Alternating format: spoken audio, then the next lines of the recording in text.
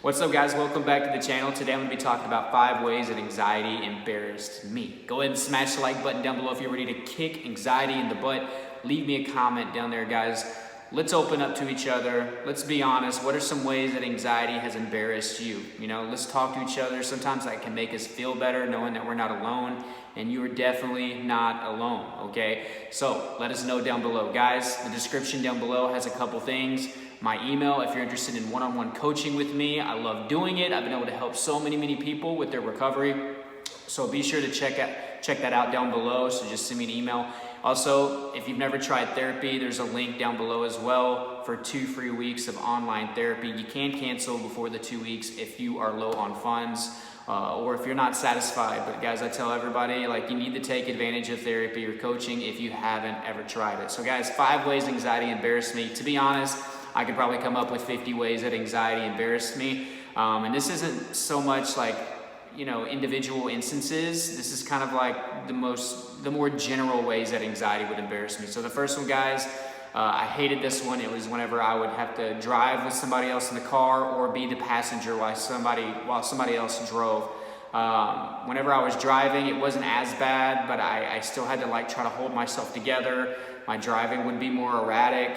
I'd get weird looks, they'd be like, "Are you okay?" Because, I was pretty good at hiding my panic, but, I would just get all stoic and weird, and it was just an awkward situation. But being a passenger in a car was even worse. There was more pressure. I didn't want to have to ask the person to pull over, but 2 different occasions I had to ask 2 different friends to pull over because I felt like I was going to die, but I was having panic attacks. And it didn't help that they actually looked really concerned. They believed that I was going to die, and they were asking if I needed to go to the hospital. "What's going on with you, dude? I've never seen you like this." I had to tell them, "Look, I have anxiety. I have these panic attacks." Luckily, they were pretty cool with it, but yeah, they did look very concerned for me. So that was embarrassing to me, for the first time, my friends actually seeing how severe my anxiety had gotten. But there was a lot more pressure whenever I was a passenger. I know many of you deal with driving anxiety. I just had terrible panic attacks whenever I was in the car.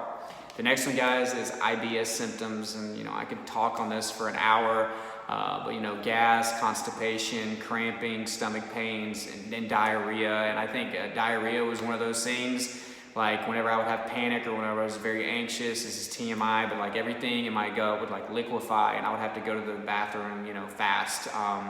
So yeah, I would have to pull over on the side of the road whenever I'm driving with somebody, or I'd have to ask them to stop at this gas station so I can go, do my thing. Anytime we were, getting to a store, it's the first thing I had to do was go use the bathroom. And of course, at my own house, I'm having to use it 5 or 6 times a day, whether we have company or not. So it's just very embarrassing. IBS in general is just very rough. But yeah, IBS was one of those big things. And then having trapped gas, my stomach, whenever you have a lot of gas that's trapped, your stomach just makes these horrible growling sounds, and it's very awkward, embarrassing when everybody else can hear that. The next one, guys, kind of ties in with that, and that's frequent urination. Whenever you're very anxious, and whenever I was very anxious, our body wants to get rid of everything, whether it be stool or, urine. So I would have to pee probably 10 times more a day than I do today. It was I had this inability to hold it. So again, asking people to pull over at gas stations so I can go pee, or being with people and then we get somewhere and the first thing I have to do is go to the bathroom and do that. So frequent urination, I know many of you deal with that. The next one, guys, is a big one, and that's leaving things or canceling on people. Canceling on people before the event, it was still embarrassing, but it's not as bad as actually trying to go through with something and then having to then leave. Golfing was something that I love to do. I remember I went golfing with one of my friends, and he didn't like it too much whenever we were 7 holes in, and I told him, "Dude, I feel like I'm gonna die." And this is after he kind of had gotten used to my anxiety, but I could tell that it irritated him and that he was upset that we paid that much money to go golfing at a pretty nice place, a pretty nice golf course. And then we had to just kind of get out of there because the heat was too much. My heart rate and blood pressure was going up. I felt like I was gonna have a heart attack. So I had to cancel or leave in the middle of that. I've left during many gatherings or parties, or I would commit to a lot of things, and then I'd get there and then I'd have to leave, whether it be because there's too many people or I'm having panic attacks or I'm having symptoms. There was many instances of that. And then you have all eyes on you, like, dude, what's wrong? You know, and it's like, I don't even know. Maybe I'm anxious, or maybe I have a heart problem. And last but not least, a lot of you did with this one. I certainly did, and that's brain fog. Now, there's a lot of things that go into brain fog that can make it embarrassing. You know, loss of concentration, having like brain farts where you just literally out of nowhere, you don't know what to say, stuttering. Short-term memory loss is a big one. Not being able to remember names was a big one for me. It sounds ridiculous, but it can do that to you.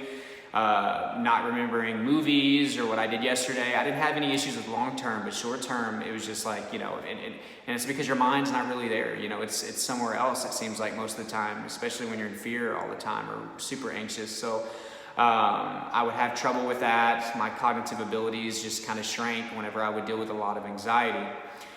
Stuttering was a big one, like stumbling over my words, something that I never dealt with in the past. Now I'm dealing with that.